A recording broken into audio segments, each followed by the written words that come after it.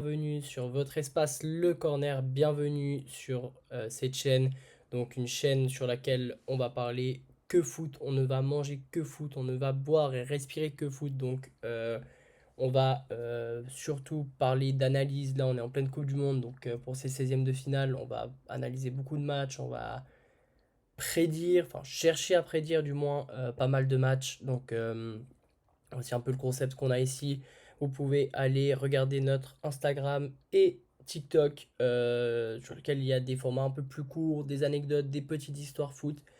Le podcast sur le corner, donc si vous êtes plus à l'aise en format podcast, vous pouvez sans autre aller écouter ces vidéos en format podcast et bien sûr notre chaîne YouTube, le corner. Donc on va prendre match par match, on va chercher à les analyser un par un, chercher à voir s'il peut y avoir des petits matchs pièges ou pas. On va essayer d'aller comprendre tout ça, décrypter tout ça. Donc voilà, on va prendre un par un. Par la suite de la vidéo, je vais essayer de prédire ce final bracket. Donc voilà, on va aller regarder ça gentiment, match par match. On va prendre notre temps. Donc voilà.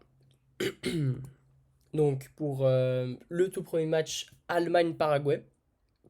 Donc match sur le papier qui est pas mal déséquilibré. Donc on a d'un côté l'Allemagne qui est solide, mais qui reste méchante quand même, hein. Donc attention à ces Allemands donc, qui ont gagné 7-1 face au Curaçao.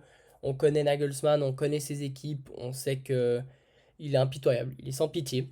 Ses équipes aussi. Il y a pas mal de choses intéressantes chez les Allemands. Il y a beaucoup de bons joueurs, une belle équipe qui va aussi gagner 2-1 contre la Côte d'Ivoire avec pas mal de chance, hein. C'est ce but à la fin, Dondav notamment, qui vient peut-être un petit peu sauver les meubles des Allemands qui avaient perdu tout le match face à la Côte d'Ivoire. Une belle équipe de la Côte d'Ivoire, hein. Donc pas une équipe facile à jouer, on le sait. Et ils perdent face à l'Équateur 2-1. Voilà, donc l'Équateur qui était mal parti. Alors oui, il y avait peut-être ce facteur-là où l'Équateur n'avait pas le choix de gagner. Vraiment, ils étaient obligés pour pouvoir poursuivre leur campagne de Coupe du Monde. L'Équateur on va en parler un peu plus après, mais c'est vrai que c'était un peu le match piège. Donc pour les Allemands, l'Équateur qui a fait le travail, c'est pas une mauvaise équipe, hein, donc attention. Et puis on a de l'autre côté le Paraguay qui perd 4-1 face aux États-Unis, qui va décrocher le match nul face à l'Australie et qui va gagner à 10, attention, hein, à 10 face à la Turquie. Donc c'est une équipe paraguayenne, ouais, on va dire assez mitigée, hein. On n'est pas non plus sur l'équipe du mondial, la révélation du mondial. Il y a quelques joueurs intéressants, une équipe qui n'est pas mauvaise, hein, attention. Après, est-ce que c'est suffisant pour aller battre l'Allemagne, qui est pour moi pas la plus grosse des Allemagnes? Attention, hein, c'est pas l'équipe du siècle chez les Allemands, hein. On est clairement pas là-dessus. Mais est-ce qu'ils peuvent aller chercher cette victoire face aux Allemands? Moi, à mon avis, pas. Voilà, donc je ne vois pas les Paraguayens passer. Alors, attention, je ne les vois pas se faire exploser. Je vois pas un résultat qui va se terminer 5-0, 5-6-0, même pas 4-0. Moi, je partirais un peu sur ouais, peut-être pas 2-1, peut-être un 2-0, 2-1. Donc, à voir si les Paraguayens vont quand même réussir, peut-être même à les mettre un premier but ou pas. Donc, s'ils vont peut-être mettre ce premier but, ils vont défendre à fond et puis au bout à bout, ça se terminera 2-0. Mais moi, je vois un Paraguay assez défensif, assez reculé, qui va chercher à limiter le casse, qui va déjà chercher à ne pas perdre pour qui sait partir en prolongation. Mais je vois quand même les Allemands un peu plus solides que ça résister à ce mur paraguayen derrière qui n'est pas mauvais défensivement. Après, ils en prennent quand même 4 face aux États-Unis. Ils en prennent pas face à la Turquie ni face à l'Australie, mais attention, une équipe turque assez fragile, hein. On s'attendait un peu à une monstre équipe turque, une énorme équipe turque qui n'aura pas réussi à nous faire prouver que on avait tous raison sur cette équipe-là. Donc, ils nous ont donné tort. Mais quand même, en prendre 4 face aux États-Unis, qui est, attention, pas une si mauvaise équipe. On va également en parler dans la vidéo. Moi, je vois quand même une victoire Si on doit partir sur un résultat 2-0 pour l'Allemagne, moi je pense que c'est plus que raisonnable. Ensuite, on va parler de nos amis les Français, des Français, face à la Suède. Attention, un match intéressant. La France d'Olysée, Mbappé, Cherki, Dembélé et la Suède d'Isaac, Gyökeres. On a quand même, allez, sur le papier, une pas si mauvaise équipe suédoise, mais en soi, sur le papier, on reste quand même sur un match complètement déséquilibré. Et pour moi, le résultat va nous le montrer. Donc, on a la France qui a battu 3-0 l'Irak, 3-1 le Sénégal, qui est quand même une belle équipe. On rappelle les Sénégalais. Et 4-1 face au remplaçant de la Norvège. Donc, le match, il reflète pas forcément. Enfin, le résultat ne reflète pas forcément l'équipe norvégienne. Donc, voilà, 4-1.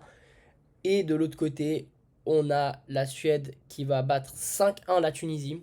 Là, à nouveau, attention, hein, on n'était pas forcément sur la meilleure équipe tunisienne cette année, malheureusement pour eux. 1-1 face au Japon. Ça, pour moi, c'est un score intéressant parce qu'on a une belle équipe japonaise cette année. Et 5-1 face aux Pays-Bas. Lourde défaite. Donc, eux qui avaient gagné 5-1 face à la Tunisie, ils perdent également 5-1 face aux Pays-Bas. Donc, voilà, moi, je trouve et je vois que ce n'est pas une belle Suède, ce n'est pas la plus grosse Suède, ce n'est pas sur le papier une belle équipe, mais il y a plein de petites incohérences, plein de petites choses qui vont pas, une fragilité défensive qui me perturbe pas mal personnellement, et qui s'est pas mal avérée face aux Pays-Bas. Et moi, je pense qu'une équipe comme la France, avec ses armes offensives, je ne les vois pas passer face aux Français. Je ne les vois même pas tenir tête aux Français. Donc, je vois bien un petit 3-0 pour la France pour ce match face, euh, face à la France pour les Suédois. C'est, c'est le score que je leur infligerai. Après, à voir. Bien évidemment, je donne mon avis, je fais mes pronostics. Je ne suis personne, donc je ne peux pas affirmer avec certitude que ça se terminera 3-0. Absolument pas. Je donne simplement mon avis sur ce match. Ensuite, prochain match, les Pays-Bas de Virgil van Dijk face au Maroc d'Achraf Hakimi. Donc, on a les Pays-Bas qui ont fait 2-2 face au Japon, 3-1 face à la Tunisie et 5-1 face à la Suède.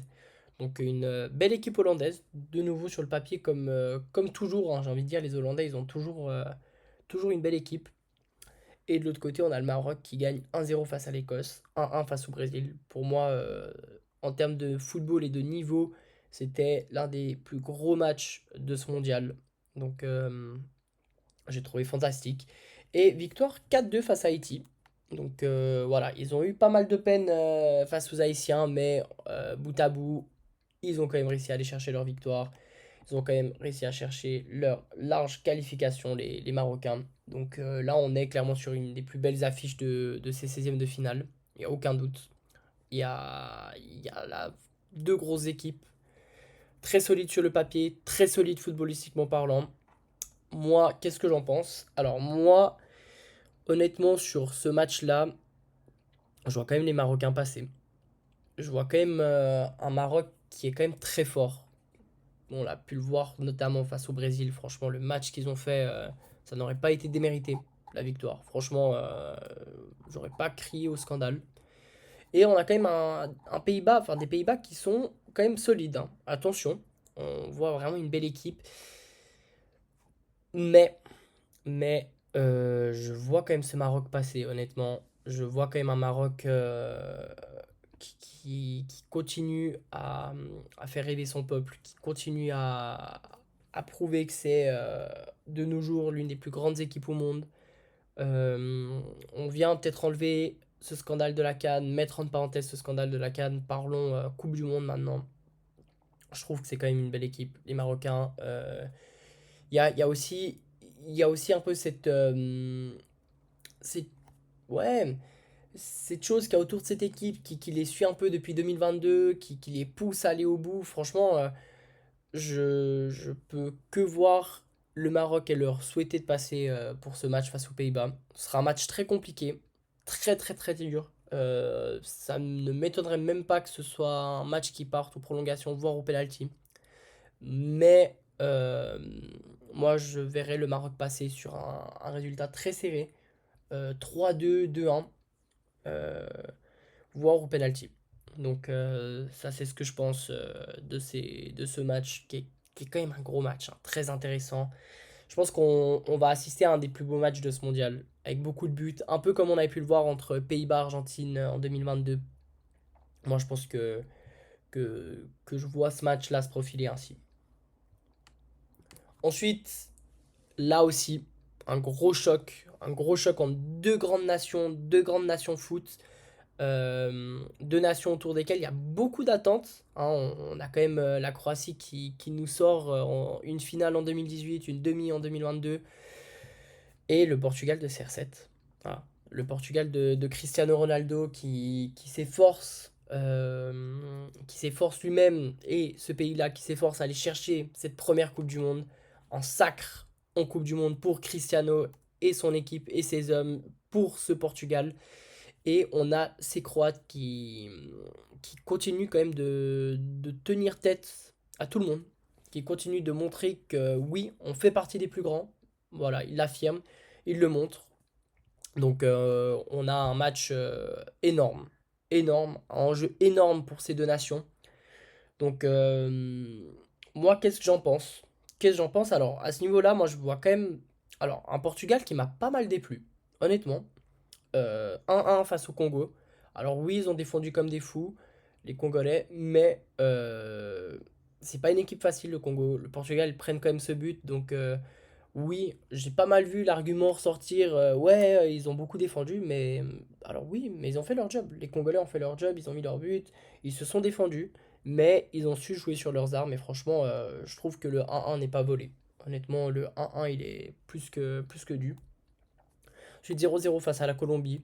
Une grosse équipe colombienne, on le sait. Franchement, j'en parlerai, mais pour moi, déjà, si je dois revenir un peu sur ce que j'ai dit, je mets une pastille.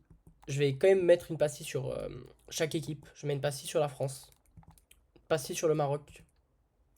Et je reviendrai sur la Colombie, mais je pense que les Colombiens aussi, on pourra mettre une pastille. Attention sur la Colombie, parce que les Colombiens ont montré beaucoup de belles choses sur cette phase de groupe en Coupe du Monde. Donc, deux matchs nuls pour les Portugais, une lourde victoire face à l'Ouzbékistan, avec les deux buts de Cristiano notamment. Après, une équipe de l'Ouzbékistan assez faible, hein, les hommes de Cannavaro m'ont peu convaincu. Ils m'avaient pas mal convaincu sur la phase de qualification. J'avais regardé quelques séquences, franchement, j'avais trouvé que c'était pas si mauvais. Mais là, franchement, ouais, sur cette Coupe du Monde, assez faible. Après, sur un gros groupe, hein, avec Portugal, Congo et Colombie, c'est compliqué. Mais ouais, très peu convaincu par nos amis portugais. Et de l'autre côté, on a nos Croates qui perdent 4-2 face aux Anglais, ont gagné 2-1 face au Ghana et que 1-0 face au Panama. Donc là aussi, les Croates, ils ont été un peu moins convaincants que d'habitude. Euh, Comme les Portugais. Les Portugais, il y a vraiment beaucoup d'attentes autour d'eux, hein. Je me répète un petit peu, mais on sait que ça va être un match. Enfin, tous les matchs maintenant, à phase à élimination directe, ça va être quelque chose quand même d'assez important. Une lourde pression qui est mise sur les Portugais avec Cristiano qui ne peut pas perdre. S'il perd, il peut dire adieu à ses rêves et ses espoirs de gagner un jour une Coupe du Monde, de venir rivaliser Messi là-dessus. Donc on sait l'enjeu qu'il y a pour les Portugais, pour le peuple, pour l'équipe, surtout dû à Cristiano.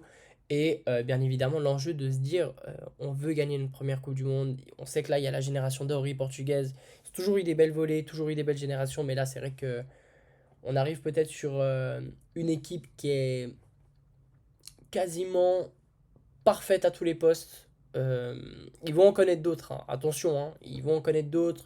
Je pense que cette équipe est peut-être pas encore arrivée à maturité. Ce qui fait qu'aujourd'hui, je vais quand même dire que je vois les Croates passer. Je vois la Croatie passer, donc c'est ma première grosse surprise pour l'instant. Après, je sais pas si vous pouvez considérer ça comme une surprise ou non, mais je vois quand même les Croates passer. On sait que les Croates, ils ont quand même cette expérience maintenant en Coupe du Monde, en phase à élimination directe. Et je vois la Croatie de Luka Modric aller chercher une victoire face aux Portugais. Un match très difficile, très très compliqué bout à bout, avec un score très très serré, hein. Franchement, je ne vois pas les Croates passer facilement. Peut-être 1-0, peut-être 2-1, mais ça va pas être évident. Là aussi, sûrement un match qui va partir en prolongation à mon avis, un partout sur le match, et bam, les Croates qui vont décrocher la victoire en prolongation, ou voire même au pénalty, un petit peu comme il avait fait face au Brésil en 2022. Moi, je vois les Croates en tout cas sortir les Portugais. Voilà ce que je pense de ce match. Je suis désolé pour mes amis portugais si vous n'êtes pas d'accord avec mon avis. Je suis moi-même un grand fan de Cristiano, mais moi je mets de côté ce débat. Cristiano doit-il jouer ou pas? Ça, c'est pas forcément le débat du jour, c'est pas forcément la discussion de cette vidéo, mais c'est vrai que là, je vois nos amis croates passer. Ensuite, on se retrouve, hop, je déplace simplement ma feuille, on se retrouve sur Espagne-Autriche. Donc un match pour moi, peut-être le match le plus déséquilibré de ces 16e de finale.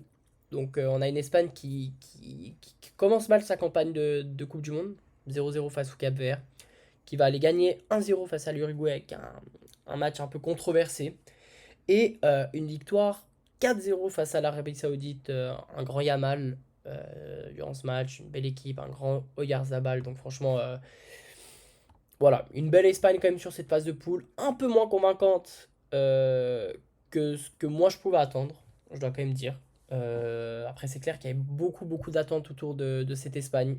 Espagne championne d'Europe, hein, on le rappelle. Et c'est vrai qu'ils ne nous ont pas sorti la plus grande phase de poule de leur histoire. Vraiment pas, et de loin. Et c'est vrai que ça a pas mal déplu à beaucoup de monde. Moi, honnêtement, ça m'a pas suffi quand même pour m'enlever l'idée que l'Espagne ira loin durant cette Coupe du Monde. Moi, je suis convaincu que cette Espagne ira loin. On va après revenir hein, sur le tableau. Je vais essayer de le simuler avec mes pronostics personnels. Mais ouais, je vois ces Espagnols sortir les Autrichiens, honnêtement. Les Autrichiens qui ont gagné 3-1 face à la Jordanie, 3-3 face à l'Algérie. C'était un match complètement fou, l'un des plus grands matchs de ce mondial. 3-3, 6 buts sur un match. 3 buts d'un côté, 3 buts de l'autre. Franchement, un match fantastique. Surtout avec les deux buts après la 90e minute, la 90e. Et une défaite 2-0 face à l'Argentine, hein. On sait que les Argentins, de toute façon, allaient probablement rouler sur ce groupe qui était plus qu'abordable. Après, voilà, les Autrichiens, c'est toujours une équipe qui est compliquée à jouer, hein, qui pose toujours pas mal de problèmes. Mais honnêtement, je vois pas les Espagnols sortir face à l'Autriche. Je vois même les Espagnols s'imposer 2-3-0, à mon avis. Un match pas mal déséquilibré. Les Espagnols qui vont vous verrez, hein, je pense, à mon avis, 70% de possession de balle à la fin du match. Les Autrichiens qui vont quand même pas mal attaquer, parce que je trouve que c'est une équipe qui essaye beaucoup, qui est très offensive. Franchement, c'est pas une équipe qui va, à mon avis, défendre, essayer de se défendre tout le match.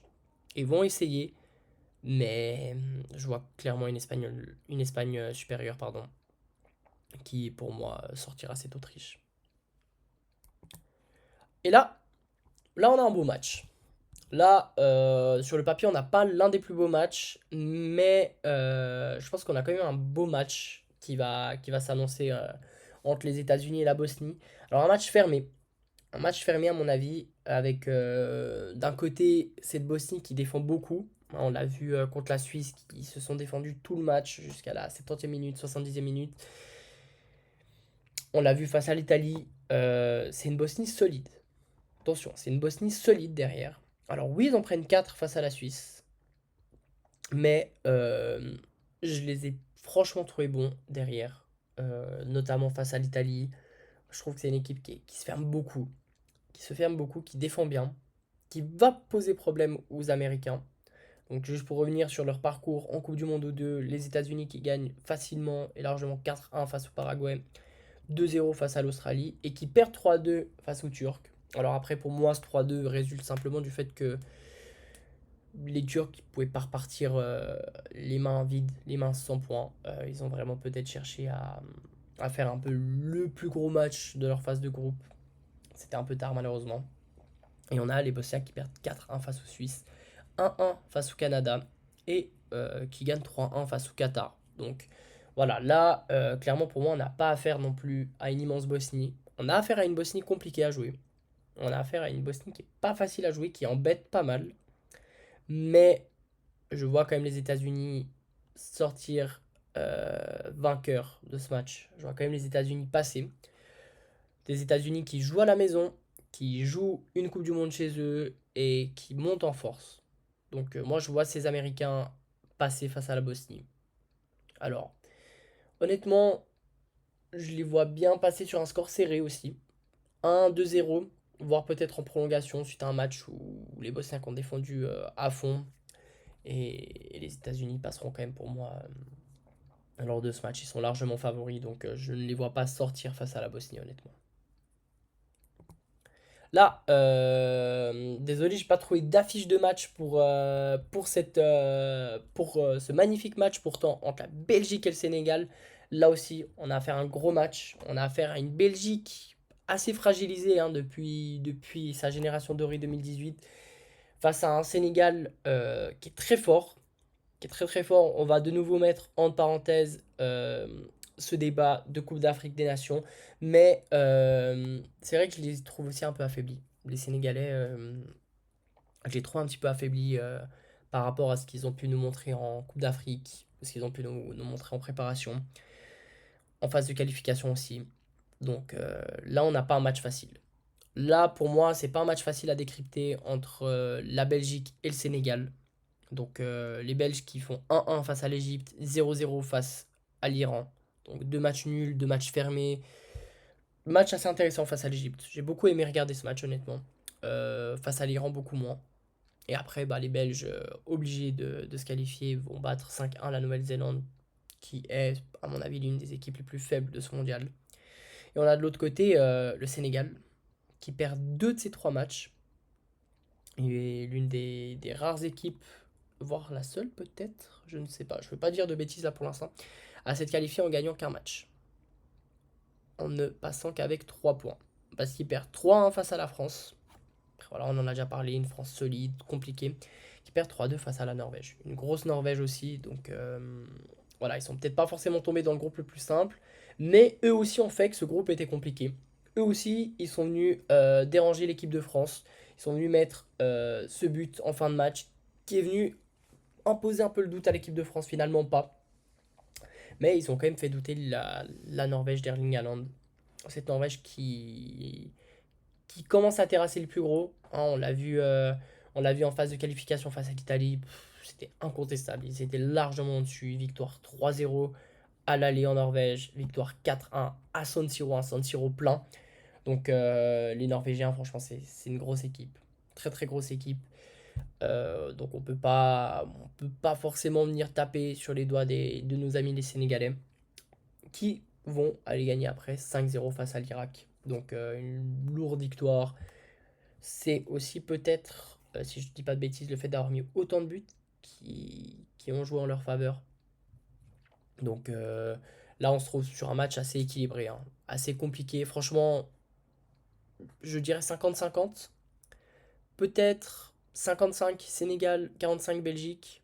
Mais là, à nouveau, on se retrouve sur un match qui sera fermé, compliqué, que je vois peut-être même partir au penalty ou en prolongation. Donc voilà, ça c'est sûr que ce sera un match très très dur. Je vois quand même le Sénégal passer. Je vois quand même le Sénégal passer, un peu revanchard de ce qui est en leur arrivé. J'ai dit qu'on mettait une parenthèse sur la Coupe d'Afrique des Nations, mais un peu revanchard peut-être de ce qui leur est arrivé en Coupe d'Afrique. Donc peut-être pourquoi pas une victoire du Sénégal. Voilà, une victoire du Sénégal assez serrée, assez compliquée, mais je vois nos Sénégalais passer. Franchement, les Belges m'ont un peu convaincu. Honnêtement, face à l'Égypte, pour moi, les Égyptiens devaient gagner. Face à l'Iran, franchement, j'ai trouvé cette Belgique faible.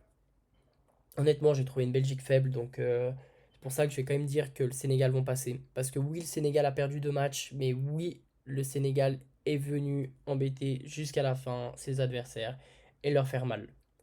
Chose que la Belgique n'a pas fait. Ils ont écrasé la Nouvelle-Zélande, mais pour moi, c'est beaucoup, beaucoup trop insuffisant comme argument pour me dire que les Belges pourront passer face aux Sénégalais. Là aussi, là, on se retrouve de nouveau sur une énorme affiche. Là, à l'heure où je tourne la vidéo, le match va bientôt commencer. Là, pour moi, on est sur un immense match. Sur un immense match. D'un côté, avec un Brésil qui n'est de nouveau pas le grand Brésil d'un temps. Mais ça reste toujours le Brésil. Il y a toujours un immense effectif. Il y a toujours une belle équipe. Il y a l'aura du grand Carlo Ancelotti. Après, est-ce que ce Brésil est suffisant ou pas? Donc 1-1 face au Maroc. J'ai trouvé les Marocains meilleurs face à eux. Donc voilà. 3-0 face à Haïti, 3-0 face à l'Écosse. Deux équipes quand même relativement faibles à mon goût.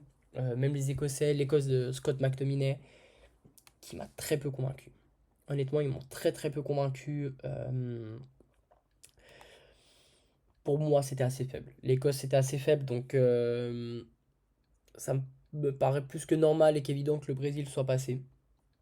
Et qu'ils aient battu ces deux équipes. Haïti, voilà, ils n'avaient pas forcément les armes pour affronter et aborder ce groupe, malheureusement. Peut-être que dans un groupe un peu plus facile, ça aurait pu le faire. Peut-être comme meilleur troisième. Mais là, non. Là, voilà, de toute façon, pour Haïti, on savait que ça allait être compliqué. Mais les Brésiliens m'ont pas plus convaincu que ça. Il y a un Vinicius en grande forme, qui va marquer à mon avis durant ce match. Mais on a des Japonais très forts. Des Japonais très forts qui ont eu une faute de parcours face à la Suède. Suède que je n'ai pas trouvé très forte, hein. Victoire très large face à la Tunisie. Et un 2-2 face aux Pays-Bas. J'ai trouvé cette équipe japonaise durant ce match face aux Pays-Bas extraordinaire. Honnêtement, j'ai trouvé cette équipe extraordinaire. Des grandes combinaisons, une sortie de balle exceptionnelle et tellement fort. Mais tellement fort le Japon à la contre-attaque. Franchement, je vois ce Japon passer. J'ai un score de 2-1. Un but de Vinicius et deux buts du Japon. Les buteurs, honnêtement, je les ai pas. Honnêtement, c'est dur de savoir qui peut aller mettre ses buts pour le Japon. Il y a plein de choses intéressantes, hein. Plein de choses intéressantes. Mais ouais, peut-être Ueda, Maeda, qui peuvent aller nous mettre ces deux buts. À voir. Après, Ritsu Dohan, pourquoi pas. Pourquoi pas pour les buteurs de ce match. Mais non, après, franchement, voilà, les buteurs, c'est que du bonus. Mais moi, je vois quand même ce Japon passer sur un match compliqué. Ils vont pas mal devoir défendre en fin de match, mais que ce soit défensivement ou offensivement, j'ai trouvé que le Japon, c'était une des équipes les plus solides. Donc moi, je mets une grosse pastille sur le Japon. Je les vois aller loin dans ce mondial.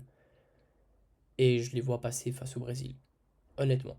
Je les vois passer face au Brésil d'Ancelotti. Là, maintenant, on se retrouve sur aussi un immense match pour moi. Un immense match dans lequel il y aura beaucoup de buts, je pense, entre la Côte d'Ivoire et la Norvège. D'un côté, la Côte d'Ivoire qui perd 2-1 de manière assez cruelle, une défaite assez peu méritée, hein, face à l'Allemagne. Victoire 2-0 face à Curaçao. Match compliqué pour eux, mais ils l'ont quand même fait. Curaçao, on sait que c'est quand même une équipe qui est venue embêter les équipes de ce groupe à part l'Allemagne. Et une victoire face à l'Équateur, 1-0. Aussi un match compliqué, hein. Je pense que j'aurais dit que ça aurait été un match fermé. L'Équateur qui est quand même une bonne équipe. La Côte d'Ivoire qui ressort de ce groupe avec 6 points. Et de l'autre côté, on a la Norvège. La Côte d'Ivoire qui sort de ce groupe avec 6 points. Je ne sais pas si j'ai dit Équateur, pardon. Et la Norvège qui gagne 3-2 face au Sénégal. Qui perd face à la France 4-1 et qui gagne 4-1 face à l'Irak.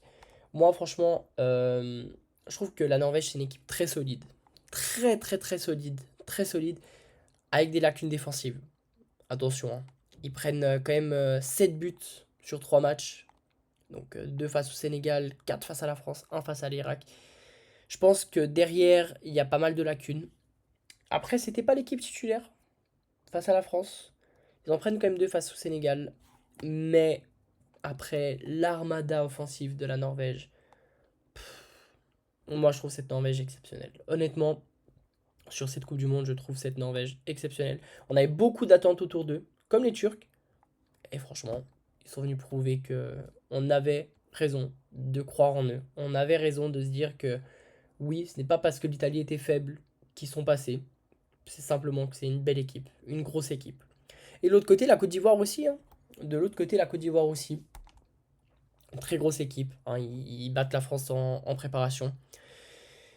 Ils font une phase de groupe plus que correcte, honnêtement, en gagnant deux matchs importants, deux matchs assez compliqués à gagner. Ils se prennent qu'un but. Ils se prennent qu'un but. Deux buts, pardon, les Ivoiriens, face à l'Allemagne. Et sinon, deux clean sheets. Je vois quand même une belle équipe de la Côte d'Ivoire aussi de l'autre côté.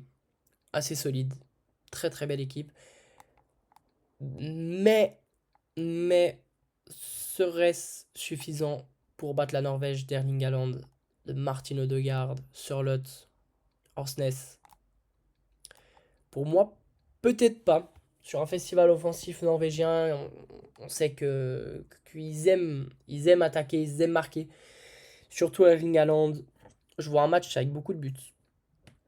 Pourquoi pas un 3-2 pour la Norvège? Là, Mexique-Équateur. Là aussi un match compliqué, très très difficile à prédire. Franchement, on a d'un côté le Mexique qui gagne 1-0 face à la Corée, 2-0 face à l'Afrique du Sud et 3-0 face à la République tchèque. Le bilan est là. 3 matchs, 6 buts marqués, 0 encaissé. Ils ont joué à la maison. C'est une Coupe du Monde qui est chez eux. Est-ce qu'ils vont aller chercher cette victoire face à l'Équateur? L'Équateur qui, eux, gagnent 2-1 face aux Allemands. Un match qui, voilà, les Équatoriens étaient obligés de gagner. Ils ont fait leur match. Ils ont été chercher cette victoire. Une belle victoire, méritée. 0-0 face à Curaçao. Là, ils sont venus un petit peu embêter les Équatoriens Curaçao. Et victoire 1-0 face à la Côte d'Ivoire. Donc là, qui doit passer? Honnêtement, de nouveau, un match. J'ai presque envie de dire 50-50. J'ai presque envie de dire 50-50. Mais j'ai presque envie de dire que je vois l'Équateur passer. Un Équateur bien moins convaincant que ce Mexique. Mais un Mexique avec beaucoup de lacunes. Je suis désolé, hein, mais. Alors, oui, leur groupe était relativement faible. Mais franchement, j'ai trouvé que les matchs du Mexique, ils étaient peu intéressants. Ils m'ont franchement peu plu. Ça m'a vraiment pas plu. Je les ai trouvés mauvais. Honnêtement. J'ai trouvé que c'était assez décousu, assez déconstruit, qu'il y avait pas vraiment de but précis, il n'y avait pas une philosophie de jeu. Franchement, c'était simplement on fait nos passes et on cherche à aller marquer notre but. J'ai trouvé ça un peu décousu. L'Équateur, c'était un peu plus construit. C'était un peu plus construit, avec pas mal de lacunes aussi, mais un Équateur qui reste assez solide en bout de fil. Je vois l'Équateur passer. J'ai pas de score en tête. C'est un match où il peut y avoir très peu, comme beaucoup de buts. Mais je vois peut-être l'Équateur aller qui passe en gagnant 3-1. Ouais, je resterai sur ce score. Le Mexique, c'est peut-être un peu cher payé, hein. 3-1, 2-0. De voir un Mexique qui s'est pas encore pris de but, en prendre autant. Mais après, il faut voir aussi contre qui le Mexique a joué. Donc, je vois l'Équateur passer, ouais. Là, Angleterre-Congo. Euh, un match qui sera compliqué pour nos amis les Anglais, je pense. Ce sera compliqué. Un Congo, franchement, qui est très solide. Franchement, qui m'a pas déplu, hein. De gagner 3-1 face à l'Ouzbékistan, 1-1 face au Portugal. Deux gros matchs, deux matchs surmérités. Deux victoires plus que méritées. Trois matchs, trois buts encaissés. Quatre buts marqués. Le bilan, il est pas génial non plus, mais après, il faut voir aussi le groupe. Franchement, de voir ce Congo passer dans un groupe si compliqué. Ils ont perdu contre la Colombie, mais attention, hein. Pastille colombienne. Et je ne l'ai peut-être pas dit, mais pastille sur le Japon, pastille sur la Norvège. Ce Congo-là, il est intéressant. Il est intéressant. Je trouve que c'est quand même une jolie nation qui, selon moi, aurait peut-être pu passer s'il ne jouait pas une équipe comme l'Angleterre. Voilà, c'est peut-être l'Angleterre une des seules exceptions qui me fait dire que le Congo ne peut pas se qualifier en huitième de finale. On a des Anglais qui ont fait 0-0 face au Ghana, Les Ghanéens qui, eux, étaient obligés d'aller chercher ce résultat, en tout cas. Qui gagnent 4-2 face à la Croatie sur un immense match, un des plus beaux matchs aussi de ce mondial. Et une victoire 2-0 face au Panama. Franchement, les Anglais font le travail, ils sont efficaces. C'est le jeu de Tourelle, on le sait. Un jeu efficace, pas loin du rouleau compresseur. Mais on va peut-être laisser ça pour Nagelsmann. Mais c'est vrai que Tourelle, avec son style de jeu, cette Angleterre remplie de talents, remplie de gros joueurs, avec un Bellingham en forme. Franchement, qu'on l'aime ou qu'on l'aime pas, Bellingham en forme, ça reste un grand joueur qui nous fait rêver, qui nous fait plaisir. Et là, honnêtement, je ne vois pas comment ce Congo-là peut venir sortir l'Angleterre. Ils vont venir un petit peu les chipoter, à mon avis. Peut-être même mettre un but. Peut-être ça se terminera 2-3-1. Peut-être 2-0 pour les Anglais. Ça va pas être un match où ils vont mettre, ils vont dérouler. Ils vont pas dérouler à mon avis. Ça va pas être évident. Une belle défense congolaise. Franchement, ils sont en place. Ils jouent très bien avec une très très belle sortie de balle, je trouve, les Congolais. Mais ouais, je vois, là, je regarde le logo, ces trois lions. Ils veulent peut-être aller chercher cette deuxième étoile. C'est peut-être leur année. On sait que c'est une belle équipe qui commence à peut-être, allez, tenir son équipe, tenir son coach, tenir son style, son jeu pour peut-être aller au bout. Donc je les vois en tout cas pas sortir face au Congo. Ce qui me fait dire ouais, 2-0, 3-1 pour l'Angleterre. Hop, là on passe, attention. Attention sur une Argentine avec un Léo Messi qui... J'ai même pas les mots. J'ai même pas les mots. 6 buts sur 3 matchs.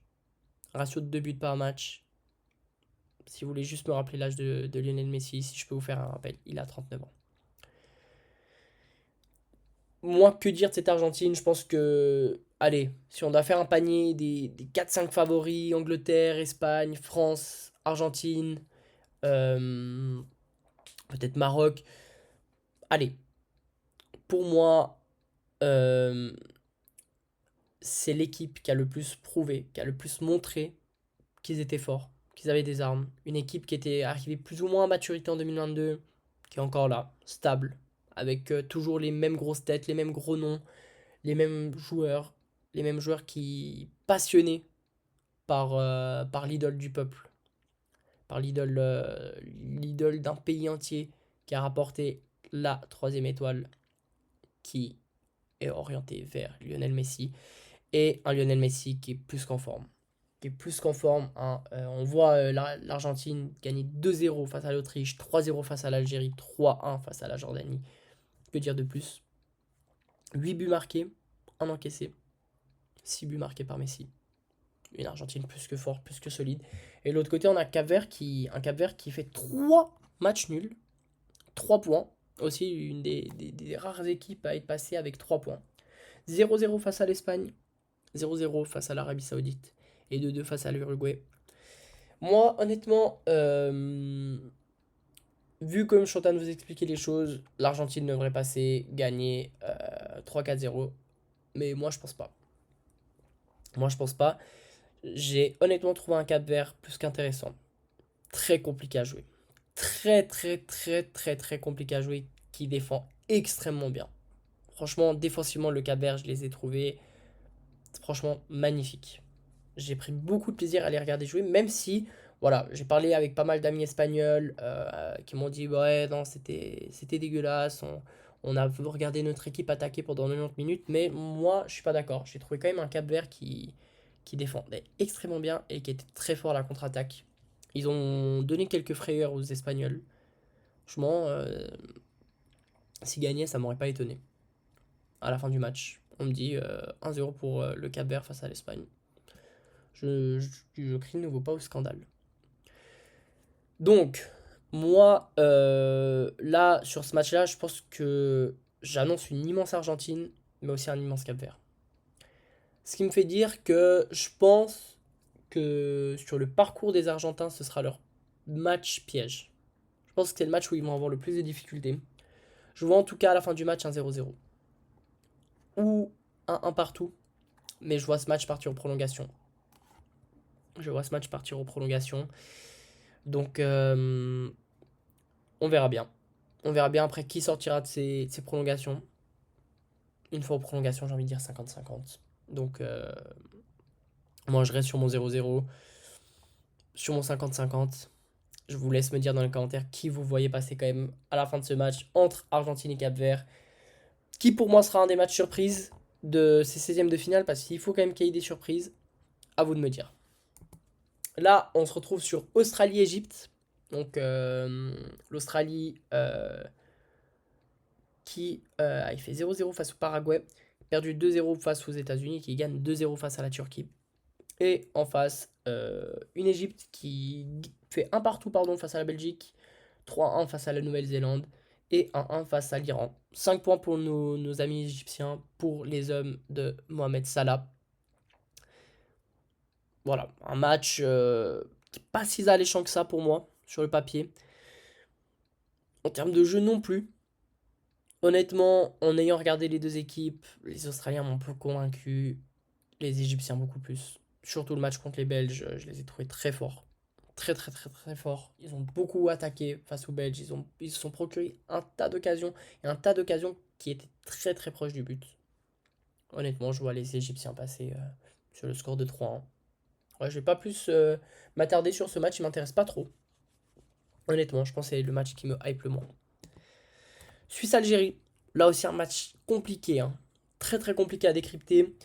Une Suisse qui avait promis la plus grande Coupe du Monde de son histoire, Murat Yakin qui nous avait promis une Coupe du Monde historique, Chaka aussi.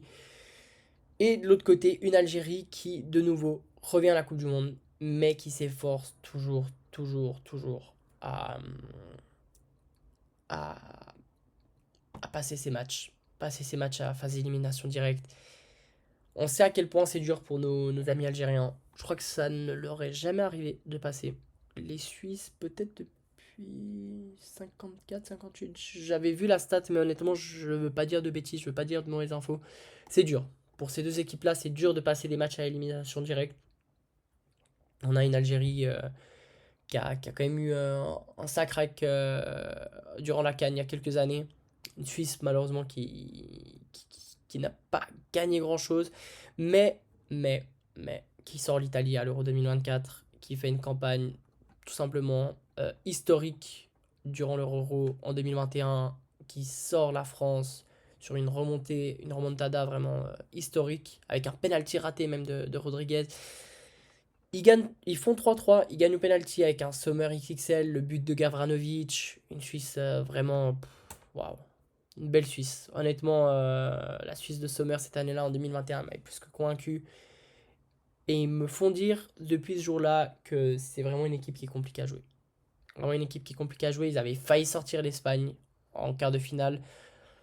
Un match un peu controversé avec un carton rouge, pour moi, un petit peu exagéré. Ils avaient perdu au penalty, je crois. Ouais, il me semble. Mais là, une Suisse qui est toujours dure à jouer, hein. On l'a vu 1-1 face au Qatar. Leur erreur de parcours, ils auraient pu faire le perfect, faire 9 points sur 9. 4-1 face à la Bosnie, 2-1 face au Canada. Franchement, moi, si je viens quand même un petit peu titiller le coach, il fait rentrer Monzambi à la 60 et 70 minutes, 60-70e. Face à la Bosnie, il débloque le match. 4 buts en 20 minutes. Donc voilà, il le fait jouer face au Canada. Il remarque. Franchement, Monzombi, c'est pour moi la révélation de ce mondial. C'est un joueur qui est plus qu'intéressant, qui est plus que fort. Moi, je l'ai suivi là toute la saison avec Freiburg parce que j'aime beaucoup ce joueur. Il m'avait tapé un petit peu à l'œil, il venait du Servette. Donc, moi, franchement, Monzombi, je me suis dit qu'il fallait monter dans le train. Déjà cette année, il y en a beaucoup qui vont monter dans son train durant cette Coupe du Monde. Je vous dis de le faire dès maintenant. Après, ce sera trop tard parce qu'il va décoller. Il va décoller. Il y a beaucoup de gros clubs sur lui.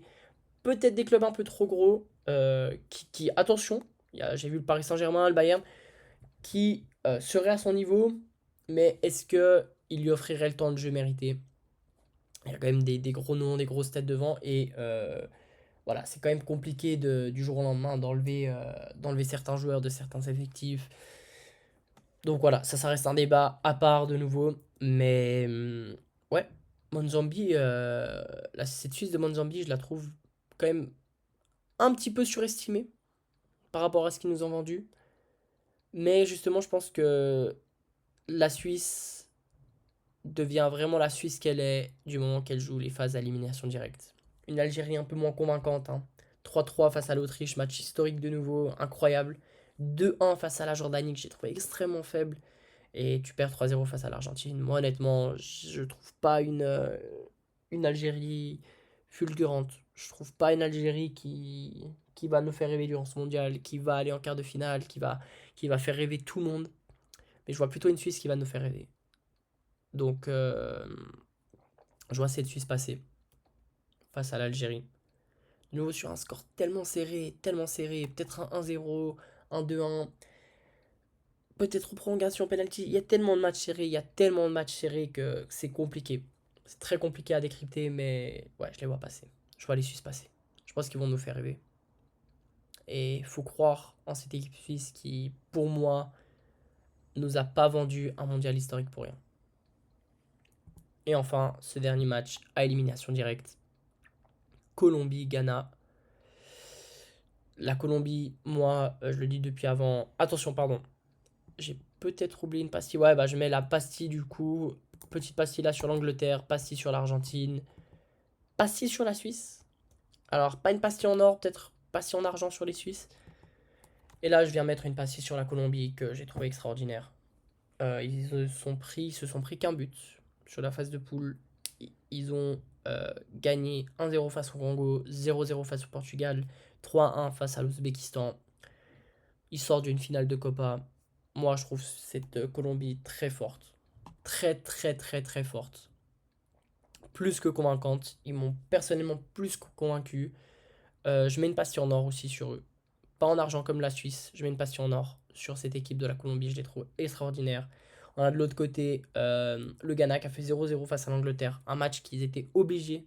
Un match nul qu'ils étaient obligés d'aller chercher. Défaite face à la Croatie 2-1. On sait que les Croates, c'est pas facile. Et une victoire assez légère face au Panama 1-0. Mais le Panama qui est venu poser un peu de soucis dans ce groupe, hein. On l'a vu. Mais honnêtement, je vois quand même un match un petit peu déséquilibré. Parce que cette Colombie, je la trouve tellement forte. Je la trouve tellement forte que honnêtement, je les vois passer face au Ghana. Voilà, sur un score de 3-1, 3-0 peut-être. Mais je les vois passer, ouais. Donc là, hop, on va reprendre ici. Donc là, vraiment, prenez avec des pincettes ce que je vais faire. C'est vraiment juste pour un petit peu rigoler, un peu. Allez, vraiment, c'est juste comme ça, hein. On va faire ça de manière très approximative. Je me suis certainement trompé peut-être sur tous les matchs. Il n'y a que le Canada qui a une certitude. Donc, vraiment, prenez tout ça avec des pincettes, ce que je vais faire maintenant. Hop, hop. Donc voilà, moi, je veux juste faire ça pour vous donner un peu mon avis sur qui je verrai passer par la suite, sur mes prédictions. Donc c'est me base, je prédis des prédictions. Donc vraiment là c'est sûr à 99,99% que je me trompe.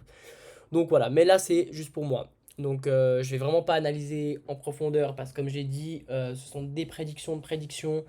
D'un match à un autre, il y a tout qui peut tourner, sachant que c'est même pas sûr que le tableau par la suite sera celui-ci. Donc voilà. Si il devait y avoir Allemagne-France, je verrais la France passer. Canada-Maroc, le Maroc. Croatie-Espagne, très compliqué comme match, très serré. Peut-être l'Espagne. États-Unis-Sénégal, là aussi serré. Allez, peut-être les Sénégalais. Japon-Norvège, là aussi. Des matchs casse-tête, tellement 50-50 ce genre de match, mais je verrais peut-être le Japon. Équateur-Angleterre, l'Angleterre. Argentine-Égypte, l'Argentine. Là, j'ai beaucoup, beaucoup vendu la Colombie. Mais je verrais peut-être la première surprise serait là, les Suisses qui passent. Euh, j'ai dit une passion en argent sur les Suisses, en or sur la Colombie. Je verrais les Suisses passer. Peut-être aussi une passion en argent sur les États-Unis. Je vois peut-être le Sénégal passer aussi. France-Maroc. Ah, remake de 2022. Je vois peut-être la France passer. Match très compliqué. Espagne-Sénégal, je vois l'Espagne. Japon-Angleterre. Et là, et là, deux équipes avec une passion en or. Je verrai le Japon passer, honnêtement. Première surprise, les Anglais. Petite dédicace à notre ami Willou, hein, qui avait prédit une victoire des Anglais en Coupe du Monde. Je verrai le Japon passer. Je verrai le Japon passer tout simplement parce que je trouve que c'est une équipe extraordinaire et qui, selon moi, sera l'équipe qui créera la surprise et la sensation durant cette Coupe du Monde. Et là, ma deuxième surprise, c'est que je verrai les Suisses passer face aux Argentins. Donc voilà. Après, là, est-ce que c'est mon côté supporter un peu rêveur qui verrait peut-être deux surprises autant surprenantes que le Japon et la Suisse en demi-finale? Mais certainement. Certainement, c'est vrai que là, je parle peut-être plus avec le cœur d'un supporter qui rêve de voir des surprises durant une Coupe du Monde.